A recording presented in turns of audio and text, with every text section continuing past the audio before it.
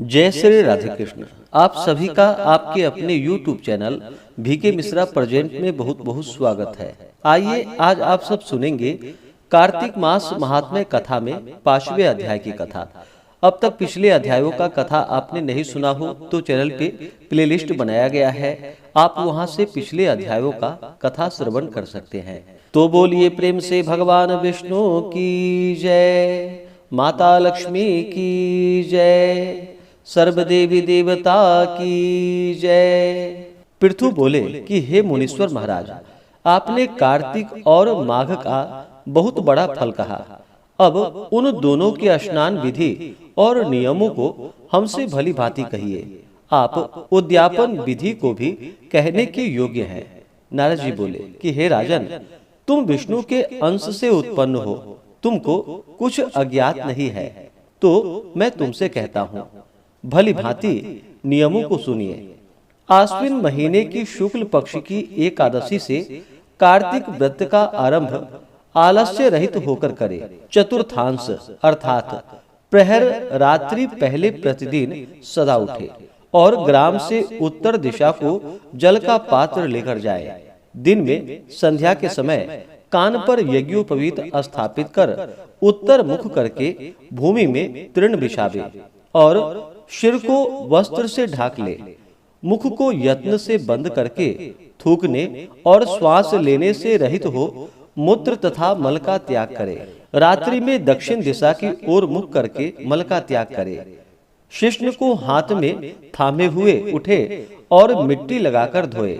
जब तक बास और लेप दूर न हो तब तक शौच को आलस्य रहित होकर करे। लिंग में 1 बार और 3 बार गुदा में, फिर दोनों में 4 बार, 5 बार गुदा और 10 बार एक एक हाथ में, फिर दोनों मिला 7 बार मृतिका लगावे। यह गृहस्थों का शौच है। इससे दुना ब्रह्मचारी को कहा गया है। वानप्रस्थ को तिगुना और सन्यासियों को चौगुना शौच कहा गया है। जो शौच दिन में कहा है उसका आधा रात्रि में और उसका आधा रोगी को कहा गया है तथा रोगी का आधा मार्ग में कहा गया है। शौच कर्म से रहित मनुष्य की सब क्रिया निष्फल हो जाती है। मुख शुद्धि से रहित मनुष्य को मंत्र फलदायक नहीं होते। अतएव दांतों और जीभ की शुद्धि भी यत्न से करे।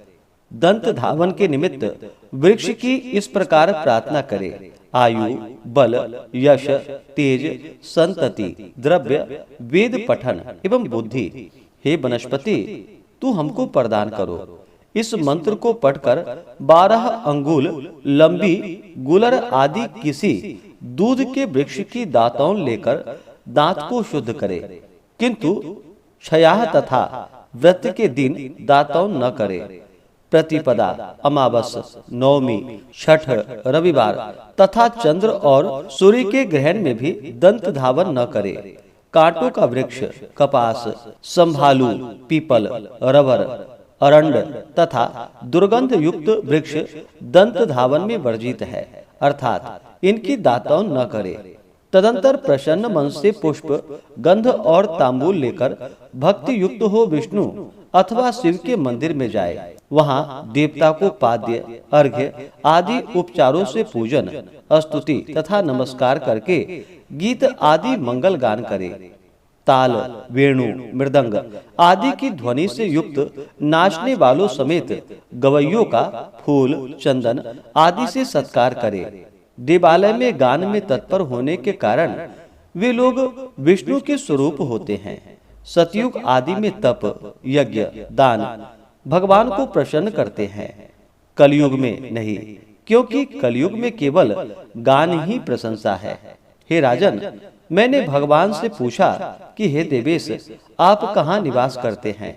तब उन्होंने उत्तर दिया कि हे नारद, न मैं वैकुंठ में बसता हूँ और ना योगियों के मन में। मेरे भक्त जहाँ गान करते हैं वहाँ ही मैं स्थित रहता हूँ। गंध पुष्प आदि से उन मेरे भक्तों की जो पूजा की जाती है उससे जैसा मैं प्रसन्न होता हूँ वैसा अपने पूजन से प्रसन्न नहीं होता। मेरे पुराण की कथा और मेरे भक्तों का गान सुनकर जो मूढ़ मनुष्य निंदा करते हैं वे निश्चय मेरे द्वेष के योग्य होते हैं। सिरस, धथुरा, कुरैया, सेमल, अकौआ और अमलतास के फूलों तथा अक्षतों से विष्णु नहीं पूजे जाते, अर्थात इन सबको विष्णु जी की पूजा में न चढ़ावे। गुड़हल, कुंद, सिरस, जूही, चमेली और केतकी के फूलों से शिव जी की पूजा न करनी चाहिए। लक्ष्मी की इच्छा रखने वाला मनुष्य तुलसी पत्र से गणेश की और दुर्वा से दुर्गा जी की पूजा न करे। तैसे ही अगस्त के फूल से सूर्य की पूजा न करे।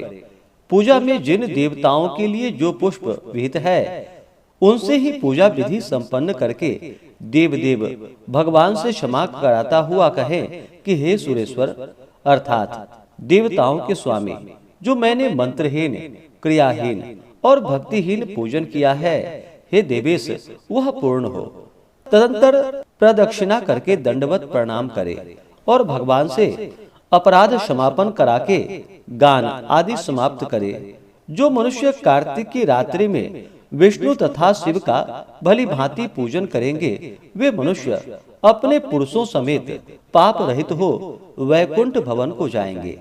तो बोलिए प्रेम से भगवान विष्णु की जय, माता लक्ष्मी की जय। इस प्रकार से कार्तिक मास महात्म्य कथा में 5वें अध्याय की कथा पूर्ण हुई। आगे की कथा जो कि आप अगले अध्याय में श्रवण करेंगे। तो आइए अब सुनते हैं तुलसी महात्म्य की कथा। तो बोलिए प्रेम से माता तुलसी की जय। कथा के अनुसार विष्णु कांची नगरी में कनक नाम का एक संतानहीन धनाढ़ क्षत्रिय रहता था। अनेक व्रतों को करने के बाद उसके यहाँ एक सुंदर कन्या ने जन्म लिया। कनक ने उसका नाम किशोरी रखा।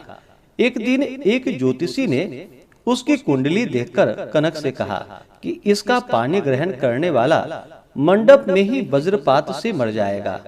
यह सुनकर कनक बहुत दुखी हुए और उन्होंने कन्या का विवाह ही न करने का निश्चय किया। एक दिन कनक के यहाँ शंकर नाम का एक ब्राह्मण आया। अतिथि प्रिय कनक ने शंकर का खूब सत्कार किया। सहसा शंकर की दृष्टि किशोरी पर पड़ी। उसे उस युवती कन्या को अविवाहित देखकर बड़ा आश्चर्य हुआ। उसने उसकी सखी चंदना से जब इस विषय में पूछा तो उसे सारी बात ज्ञात हुई। कनक के आतिथ्य और किशोरी के शील स्वभाव से प्रसन्न होकर शंकर ने कनक से कहा कि मैं तुम्हारी पुत्री को भगवान विष्णु का द्वादशाक्षर मंत्र ओम नमो भगवते वासुदेवाय बताए देता हूँ। वह 3 वर्ष इसका जप करे तथा प्रातः काल उठकर तुलसी उपवन का सिंचन करे और प्रतिवर्ष कार्तिक माह में तुलसी का भगवान विष्णु से विवाह करे। इस व्रत के प्रभाव से वह विधवा नहीं होगी। किशोरी ब्राह्मण के बताए अनुसार द्वादशाक्षर मंत्र का जप और तुलसी वन का सिंचन करने लगी। प्रतिवर्ष तुलसी विवाह भी करती थी। इस प्रकार उससे 3 वर्ष बीत गए। चौथे वर्ष जब कार्तिक मास में प्रातः स्नान के लिए जा रही थी तो उसे विलेपी नामक एक क्षत्रिय कुमार ने देख लिया और उसके अनुपम सौंदर्य पर मोहित हो गया। वह उसे प्राप्त करने का प्रयास करने लगा, पर किसी भी प्रकार से उसे सफलता न मिली।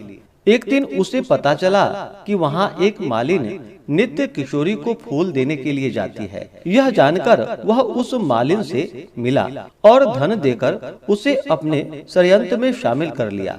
अब वह नित्य प्रति मालिन की लड़की बनकर स्त्री वेश में किशोरी को फूल देने जाने लगा।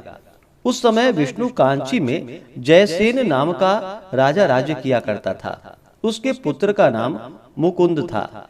एक दिन मुकुंद ने किशोरी के रूप और सौंदर्य की प्रशंसा सुनी तो उसने निश्चय कर लिया कि मैं किशोरी से ही विवाह करूंगा। उसने इस आशय का संदेश किशोरी के पिता कनक को भी भेज दिया। राजा के मंत्री ने आकर कनक से विवाह की सहमति प्राप्त कर कार्तिक शुक्ल द्वादशी का दिन निश्चय कर लिया। निश्चित समय पर किशोरी को लग्न मंडप में बैठाया गया। उस समय भी किशोरी भगवान विष्णु और तुलसी माता का ही ध्यान कर रही थी। आधी रात के समय विवाह के लिए मुकुंद मंडप में आया तो वहां से अन्य पुरुषों को हटा दिया गया। सिर्फ विलेपी ही स्त्री वेश में होने के कारण वहां बैठा रहा। अचानक आकाश में घनघोर गर्जना होने लगी, बहुत तेज आंधी चलने लगी, सारे दीपक बुझ गए, बिजली चमकने लगी। उसी समय विलेपी ने अवसर देखकर जैसे ही किशोरी के हाथ को स्पर्श किया, वैसे ही आकाश से वज्रपात हुआ और विलेपी काल कवलित हो गया, यानी कि मर गया। उसके मरते ही सब कुछ शांत हो गया, पुनः सब व्यवस्था हुई। मुकुंद और किशोरी को सकुशल देख सब लोग प्रसन्न हो गए। प्रसन्नता पूर्वक कनक ने किशोरी का मुकुंद के हाथ में हाथ दे दिया और इस प्रकार तुलसी व्रत के प्रभाव से वैधव्य योग की समाप्ति हो गई और किशोरी राजरानी बन गई। तो बोलिए प्रेम से माता तुलसी की जय, भगवान विष्णु की जय, माता लक्ष्मी की जय, सर्व देवी देवता की जय। तो आशा करता हूँ कि यह जानकारी आपको अच्छा लगा हो।